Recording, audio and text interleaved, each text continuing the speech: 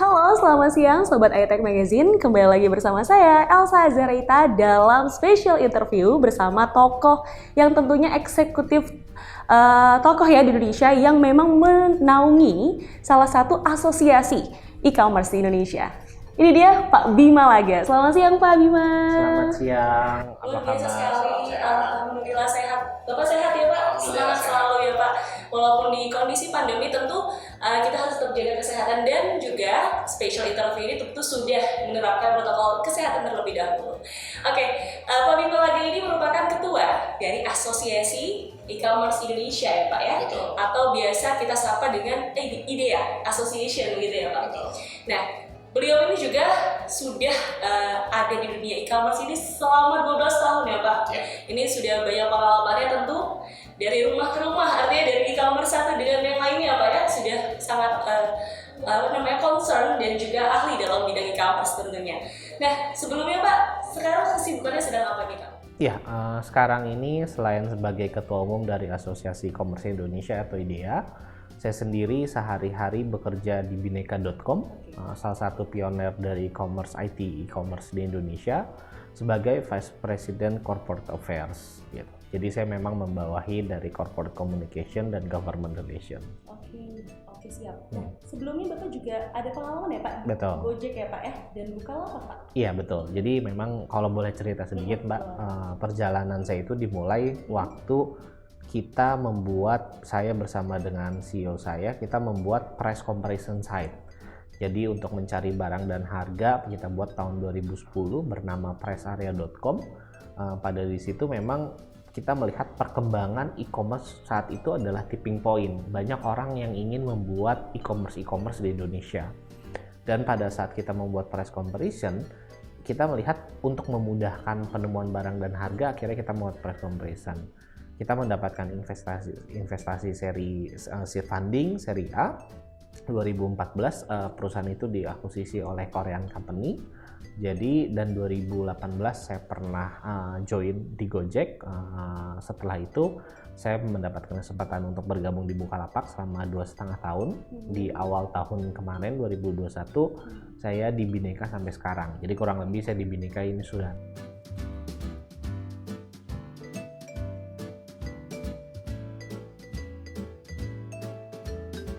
Ya, tentunya kita melihat perkembangan transformasi digital itu sangat pesat sekali ya. Karena saya merasakan waktu 2010 smartphone belum secanggih sekarang gitu ya. Dan koneksi juga masih, kita merasakan perkembangan koneksi yang cepat sekali. Kita berterima kasih juga atas pemerintah yang sudah membangun koneksi.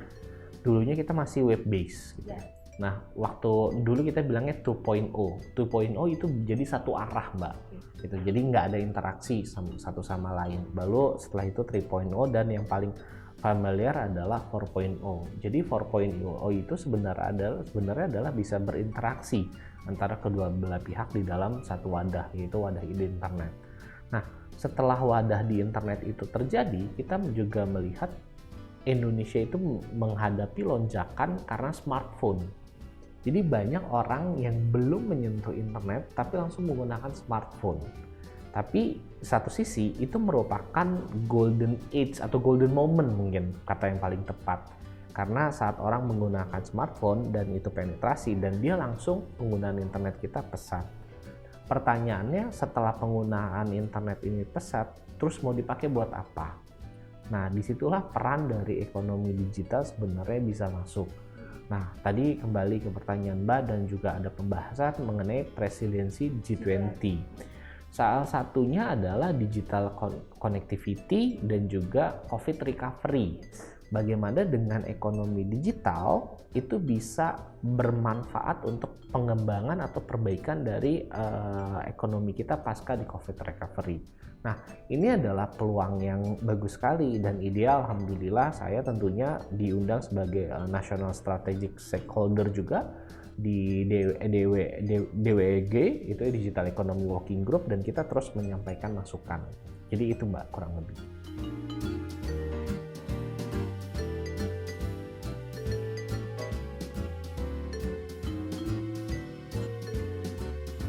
Tentunya kita kita sebelum ke Presiden G20 kan kita mulai dari pandemi dulu ya, yang kita hadapi selama kurang lebih 2 tahun terakhir.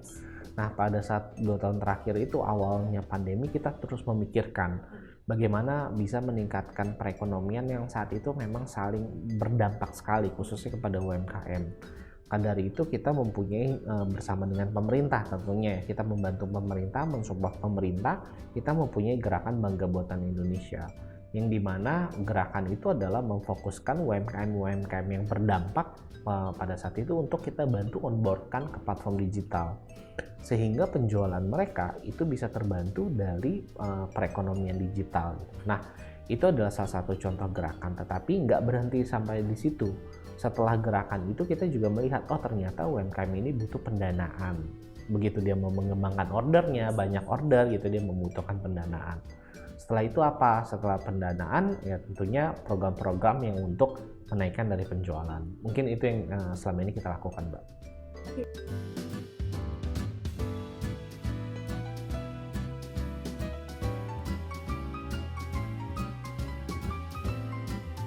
Ya, waktu kita launching pada 2020, kita launching bulan Mei ya. Jadi karena kita akan baru pandemi Maret ya, Maret April. Nah, Mei kita launching pada tanggal 14 Mei 2020. Target kita sampai dengan akhir tahun adalah 2 juta UMKM untuk onboarding. Dan achievement kita di tahun 2000 itu sebesar 3,6 juta. Jadi itu sangat bagus sekali achievementnya. Dan kita juga bersyukur itu dibantu oleh teman-teman dari anggota IDEA untuk terus mengonboardingkan. Terus pertanyaannya sampai dengan sekarang ini berapa Pak Bima kan gitu ya. Data terakhir, data Januari 2022, angkanya itu sudah mencapai 9,6 juta, Mbak. Jadi bahkan angka itu mungkin kalau saya bisa bilang double dari yang sebelum tahun-tahun, bahkan 8 tahun sebelumnya. Karena kalau berdasarkan data terakhir, kita melihat perkembangan UMKM yang terjun ke ekonomi digital itu roughly di angka mungkin 18 juta gitu ya. Jadi sekarang dengan BBI aja 9,5 juta, berarti itu dalam 2 tahun bisa mengakselerasi pertumbuhan UMKM di ekonomi digital selama kurang lebih 10 tahun terakhir.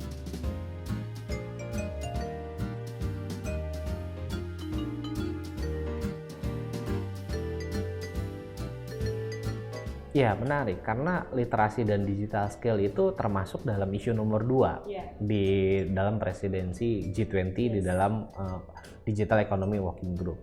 Nah, memang kemajuan itu tidak terlepas dari literasi. Kalau ditanya, Pak Bima kalau gitu literasi tugas siapa? Itu tugas kita bersama. Semua stakeholder bertanggung jawab atas literasi. Baik itu stakeholder pemerintah, stakeholder swasta, bahkan masyarakat sekalipun. Karena apa? Karena kita benar-benar harus on hand, informasinya nggak bisa putus. Kalau informasinya putus, akan ada pelaksanaan-pelaksanaan yang kurang tepat di lapangan, dan itu kita harus memang membenarkan. Nah, kembali lagi tadi juga berbicara masalah talent kan, gitu. Bagaimana talent itu memang menjadi salah satu faktor. Saya sendiri termasuk terlibat di dalam perumusan roadmap e-commerce ya tahun 2017 sampai 2019.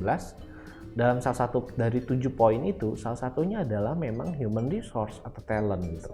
Bagaimana talent itu sekarang ini berputar-putar ya, kalau kita bisa bilang ya, berputar, dia kerja misalnya di industri ini, dia pindahnya di company yang mayoritas industri ini aja. Itu kenapa? Karena memang sourcing talent yang mengerti akan industri ini itu masih sedikit sekali gitu. Nah, maka dari itu apa sih Pak Bima yang IDEA pernah lakukan?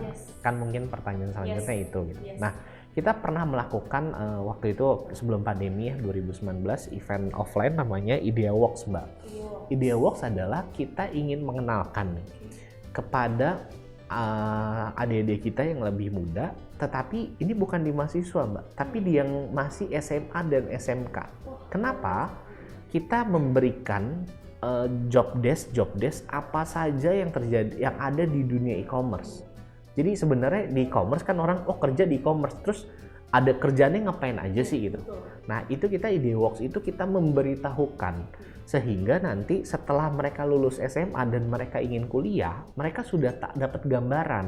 Oh kalau saya mau kerja jadi product manager, saya ngambil kuliahnya ini. Saya mau kerja jadi content creator, saya mau ngambil kuliahnya jurusannya ini yang relevan dengan pelajaran yang saya dapatkan. Jadi itulah tujuan kita, dari sedini mungkin untuk talent itu kita pupuk, karena kan talent itu harus dari muda gitu ya. Jadi kita pupuk dan kita kenalkan. Kita kepikiran nggak sih Mbak, dulu kita meng-hire orang hanya untuk mengupdate sosial media. 10 tahun yang lalu orang nggak akan kepikiran digaji kerjanya untuk main sosial media gitu. Tetapi sekarang itu menjadi pekerjaan yang penting sekali untuk menjaga reputasi, menjawab keluhan dari masyarakat dan juga customer ya, karena begitu customernya nggak balik gitu ya, nanti yang rugi akan perusahaan itu sendiri dan yang lain-lain. Jadi itulah yang kita lakukan untuk memupuk talent-talent itu Mbak.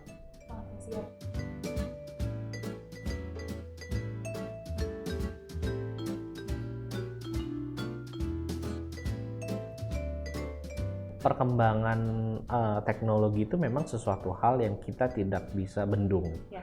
Jadi kalau dulu pepatah saya dari teman-teman di Bukalapak gitu ya, saya dapatnya, kalau zaman tidak bisa dilawan, marilah kita berkawan gitu. Jadi metaverse ini memang suatu hal yang harus kita pelajari, tetapi tentunya disesuaikan dengan kondisi saat ini. Bagaimana konektivitas kita yang memang sekarang beralih dari 4G ke 5G gitu. Dan juga apa kesiapan infrastruktur dan SDM yang memang diperlukan untuk metaverse. Dan kembali lagi ke pertanyaan sebelumnya, literasi. Sehingga masyarakat yang memahami tentang metaverse, informasinya tidak sepotong-sepotong gitu. Nah tadi memang kalau sudah diluncurkan gitu ya bagaimana itu kita siap bekerja sama gitu untuk memberikan wawasan kepada baik itu pemerintah, stakeholder dan yang lain-lainnya, bahwa metaverse adalah seperti ini gitu, dan ini memang harus terus kita sampaikan.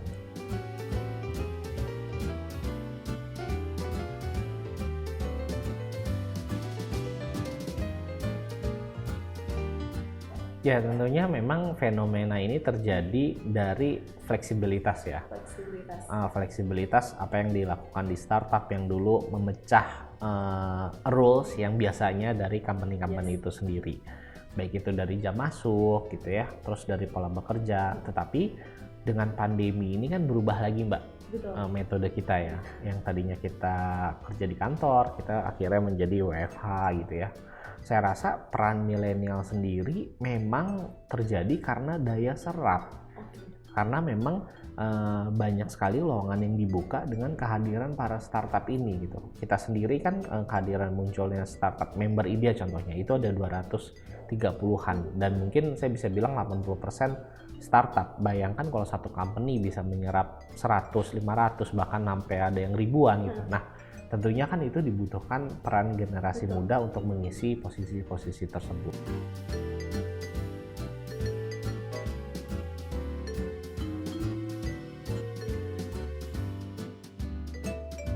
Kita 2045 adalah kesempatan kita untuk menggarap momentum yang tidak mungkin akan terulang lagi berapa dasawarsa kemudian gitu. Jadi kesempatan ini kita tidak boleh sia-siakan. Itu yang pertama. Yang kedua, untuk mendapatkan kesempatan ini dan tidak boleh disia-siakan, peluang apa yang bisa kita gapai dari digital emas ini. Contohnya, kita sudah cukup bagus digital ekonomi, bagaimana ini bisa kita terus tingkatkan dan bahkan sampai berkembang dengan berapa persen kontribusi GDP kita terhadap digital ekonomi kita terhadap GDP Indonesia gitu.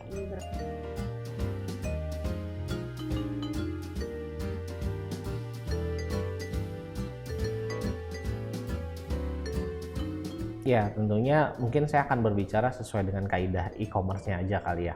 Karena kan biar gimana pun literasi itu dipentingkan. Contoh mungkin ya, yang sering terjadi itu kasusnya adalah di e-commerce itu adalah phishing sebenarnya. Phishing ya. Phishing itu adalah gimana sebenarnya dia terkenanya dari ajakan dia masuk link gitu kan, diberikan akses di klik gitu. Kenapa dia bisa seperti itu? Karena literasinya. Dia tidak tahu kalau dia mengklik ini data pribadi dia diambil. Bahkan lucunya lagi, ini pernah terjadi Mbak di keluarga saya, tepatnya di tante saya gitu. Dia telepon saya, Bim, ini kenapa ya? Kenapa Kak? Kakak sepupu saya, sorry. Kenapa Kak? Iya, ini Kakak saldo di salah satu inilah ya, saya nggak usah sebut gitu ya. Tiba-tiba habis gitu, hilang gitu ya. Terus saya tanya, kenapa saldonya bisa hilang? Iya, dapat kode OTP, meminta username dan password. Nah, ini adalah sebenarnya literasi yang harus kita lakukan. Betul sekali. Bagaimana sebenarnya ya kalau ada kode OTP kita jangan memberikan, dan dia dengan polosnya itu memberikan. Ya untungnya alhamdulillah kasusnya selesai, tidak ada kerugian, cepat ditanggulangi, dan saya bilang dia, nah ini lain kali jangan seperti ini. Nah, cara-cara seperti ini adalah tugas kita bersama gitu, dan tentunya pemerintah kita terus menggaungkan ini bagaimana cara berbelanja aman dan nyaman, Mbak. Ini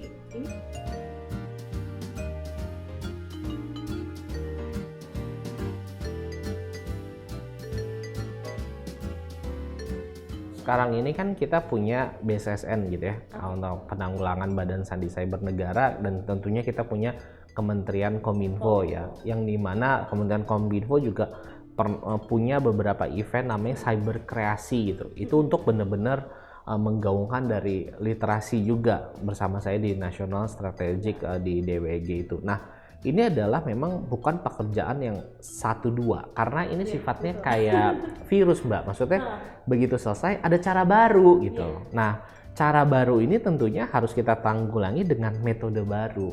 Dulu kita dengan SMS, tapi sekarang dengan link. Ya, jadi kan itu cara baru kan. Nah, cara baru ini juga tentunya dengan kita tanggulangi dengan literasi yang baru juga. Nah, itu yang harus terus kita lakukan. Jika memang ada tindakan-tindakan yang merugikan, bagaimana kita dari player, dari apa bisa menanggulangi dengan cara metode-metode yang baru. Itu mungkin jawaban saya, Mbak.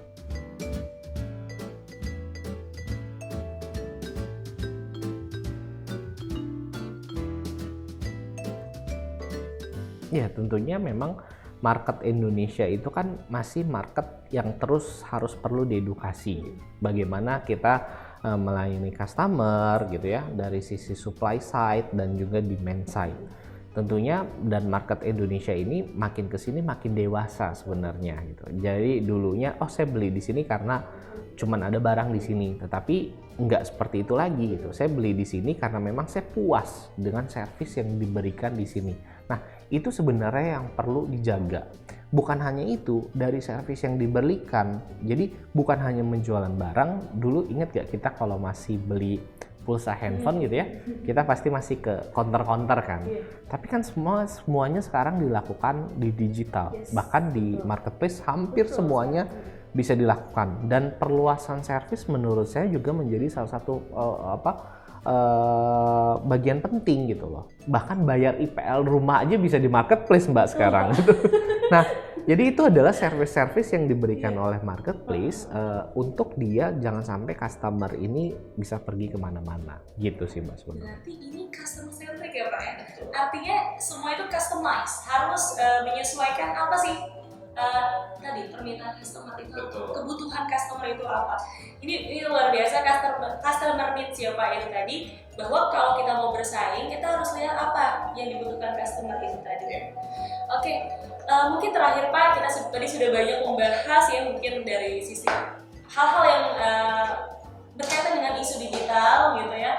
Harapan Bapak ke depan bukan hanya untuk presidensi G20, tapi untuk transformasi digital di Indonesia, itu seperti apa? Ya, harapan saya adalah bagi masyarakat yang menonton gitu ya, dan juga yang mendengarkan, bagaimana sebenarnya untuk kemajuan ekonomi digital ini adalah tugas kita bersama.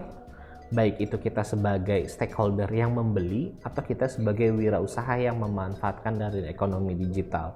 Bagi para pengusaha, ini adalah kesempatan. Digital marketing is a must gitu. Jadi bukan lagi oh saya mau terjun ke dunia digital marketing atau saya mau usaha yang ingin mempunyai digital marketing, tidak bisa seperti itu lagi. Punya usaha digital marketing lagi adalah sebuah keharusan. Itu mungkin pesan saya, dan saya terus mengharapkan pertumbuhan dari ekonomi digital ini bisa bertumbuh. Bahkan data terakhir dari menurut Bank Indonesia, pertumbuhan kita bisa mencapai 30-40% year on year. Dan ini kita harapkan angka ini bisa terus bertumbuh, Mbak. Terima kasih. Ini penting ya Pak ya, bahwa memang kita harus saling bersinergi untuk tadi mendukung pertumbuhan ekonomi digital, transformasi digital, dan juga untuk meningkatkan digital literasi. Dan tentu tadi UMKM Indonesia juga harus didorong agar bisa go digital, go internasional, dan bisa membangga, dan kita bisa bangga dengan buatan Indonesia gitu.